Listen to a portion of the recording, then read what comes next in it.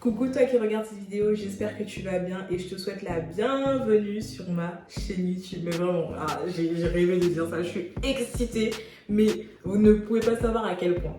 C'est ma toute première vidéo sur YouTube, j'espère qu'elle plaira. C'est une vidéo à but introductif. J'ai demandé à mes abonnés Instagram de me poser des questions assez basiques, assez générales qui pourraient vous donner un aperçu de qui je suis et qui pourraient vous donner envie de me suivre dans toutes mes aventures, que ce soit sur YouTube, sur Instagram, sur Twitter ou sur TikTok. Bien évidemment, tout ça est en bio.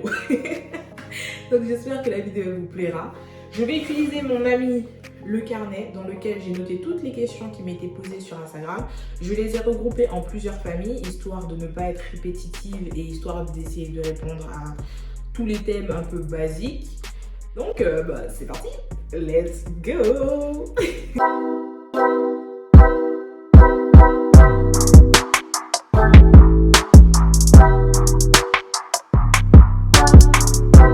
La toute première question est concernée mon prénom, mon âge et mon pseudo. Donc je m'appelle Alissa, j'ai 19 ans et mon pseudo c'est Ali Issassi ou Ali Sassi. Je sais que les deux prononciations existent, j'ai entendu les deux, j'ai déjà entendu les deux, mais les prononciations ne me dérangent pas. Sassi ça veut dire quelqu'un qui est provocateur.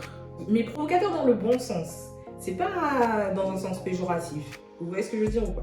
Du coup j'aime beaucoup ce mot. Et je trouve que ça allait bien. C'est pas vraiment un jeu de mots. Je vais dire que c'est un jeu de mots, mais pas vraiment. Parce que Alissa, Alissa, mon prénom. Ali, c'est mon surnom. Ali, bref. Si j'ai besoin d'expliquer le jeu de mots, est-ce que c'est vraiment un jeu de mots? Je ne pense pas. Mais du coup, c'est Ali Issassi ou Ali Sassi, vous le prononcez comme vous voulez.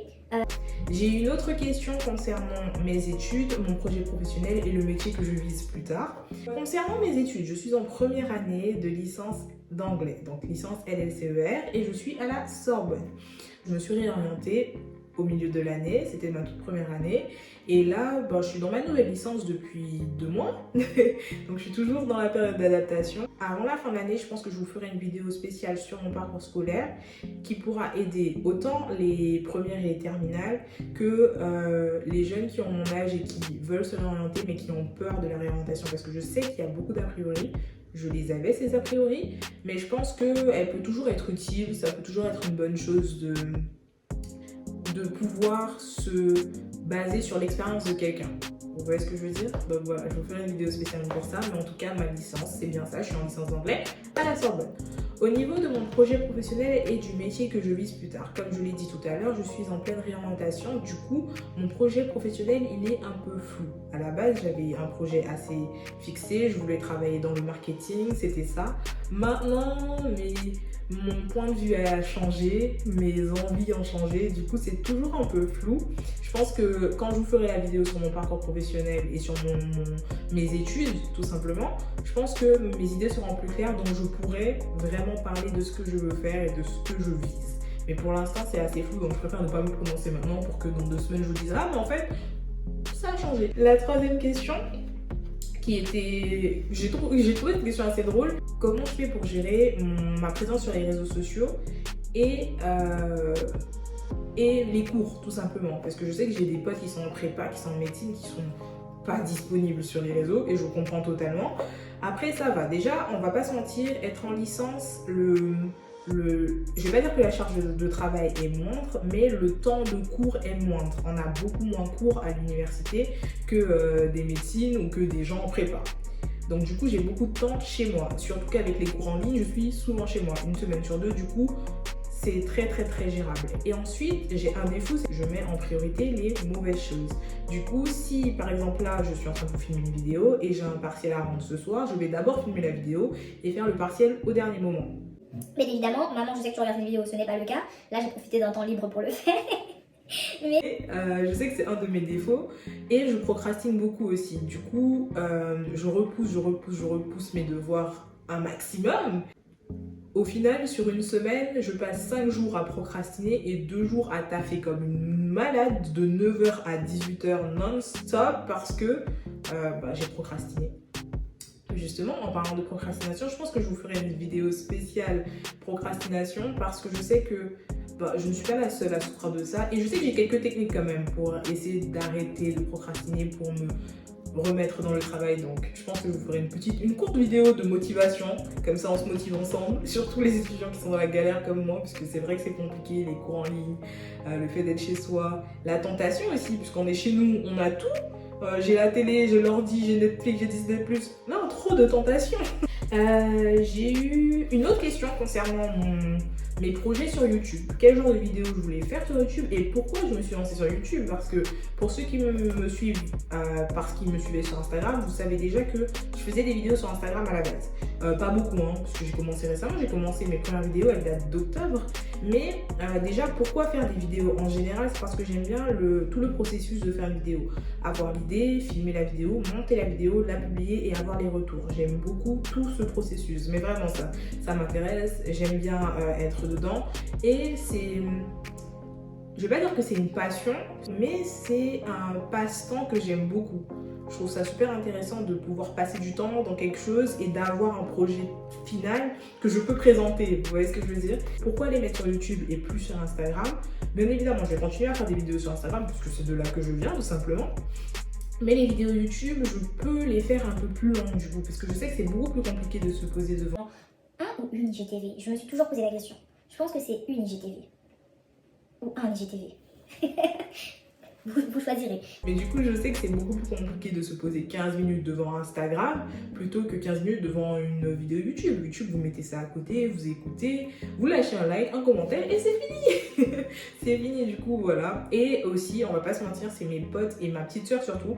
Ma petite soeur et mes amis proches qui m'ont poussé à me lancer sur YouTube du coup. Parce que pour eux, c'était une évidence.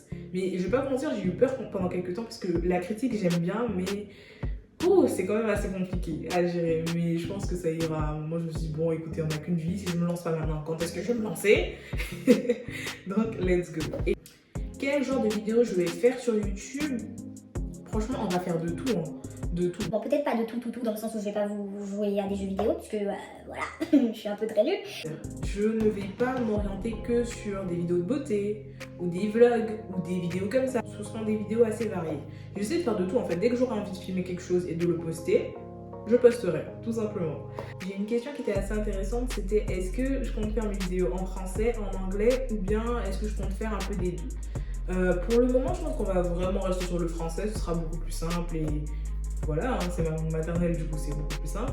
Et pourquoi pas faire quelques vidéos en anglais histoire de m'entraîner parce que je suis quand même en licence d'anglais, donc ce serait bien que mon accent surtout, parce que c'est sûr que je veux travailler mon accent, il s'améliore et tout, donc pourquoi pas. Et une question qui concerne mon proverbe ou ma phrase préférée. Et je sais pas si on peut considérer ça comme un proverbe. Non, c'est pas du tout un proverbe en fait, c'est plus une citation. Et un style de vie que j'adopte, c'est celui de Lena Situation. Son plus égale plus, le positif attire le positif. C'est exactement ce style de vie que j'adopte. Au début, j'y croyais pas vraiment. Je le voyais comme une façon de penser où tu niais les mauvaises choses de ta vie. Alors que non, c'est pas du tout ça. C'est juste qu'il faut te dire que ouais, certes, t'as des mauvaises journées, mais il faut penser aux beaux côtés de ta journée, dans le sens où si je me réveille et je sais pas moi, je me colle le pied contre, contre ma table de chevet, au moins je me suis réveillée. Vous voyez ce que je veux dire? Cet exemple il est très bateau, mais c'est vraiment ça. Je peux passer une merveilleuse journée et je vais avoir une mauvaise nouvelle, mais un truc vraiment mais futile. Ma bonne journée va se transformer en journée dégueulasse parce que je me serais focalisée sur ce mauvais détail de la journée. Alors que non, c'est pas comme ça.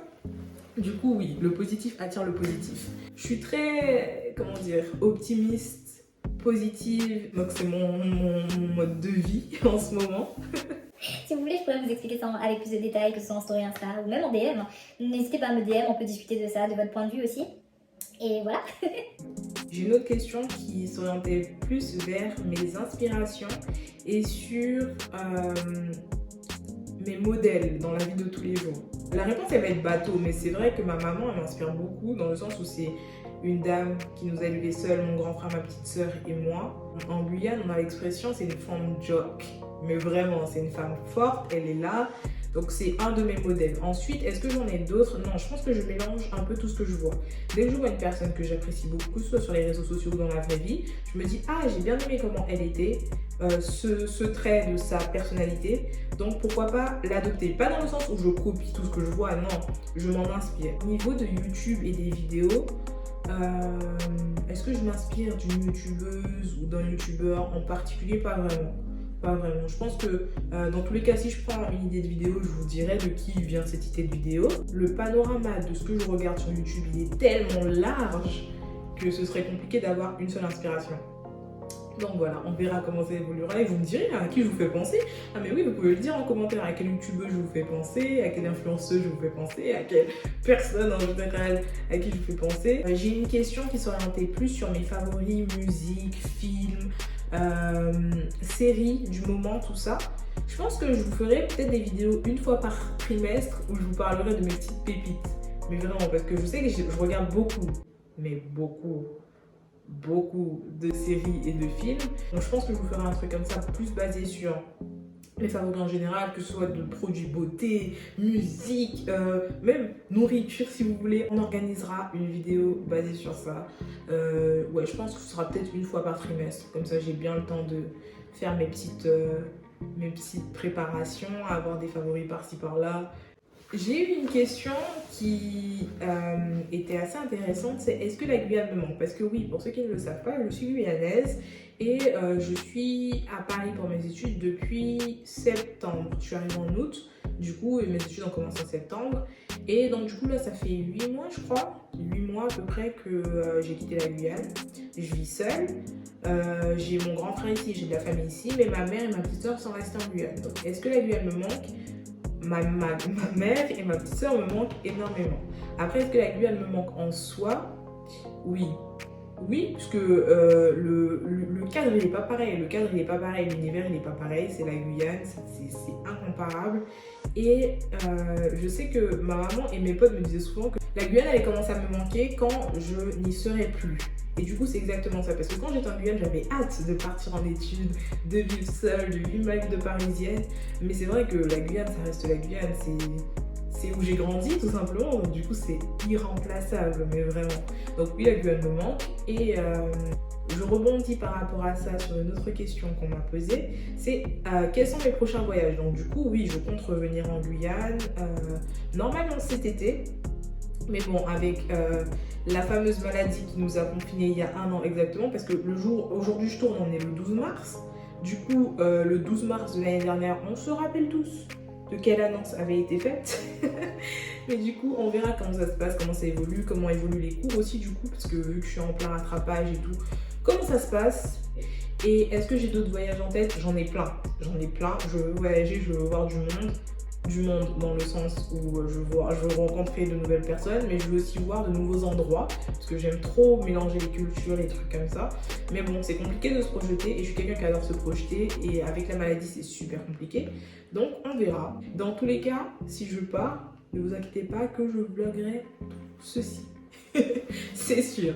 Parce que j'avais déjà pour but de vlogger pour garder les souvenirs, mais en plus si je peux les poster sur YouTube et être sûr que les souvenirs resteront sur YouTube, let's go. La dernière question, c'est qu'est-ce qui me motive? Et cette question, elle ressemble beaucoup à qu'est-ce qui m'inspire. Mais je l'ai vue d'une autre façon. Pour moi, ma première motivation, c'est la réussite. Mais pas dans le sens où l'échec, c'est une mauvaise chose. Et il y a quelqu'un qui m'a posé cette question, c'est comment je vois l'échec. Est-ce que pour moi c'est une mauvaise chose? Non, je pense qu'on a besoin d'échouer pour réussir après justement et pour mieux savourer cette réussite, vous voyez? Donc qu'est-ce qui me motive? C'est la réussite. J'aime bien atteindre des objectifs. Vous allez trouver ça bateau, mais chaque début d'année, je me fais une liste de résolutions de ce que je veux faire cette année. J'ai commencé depuis 2019 et franchement ça fonctionne.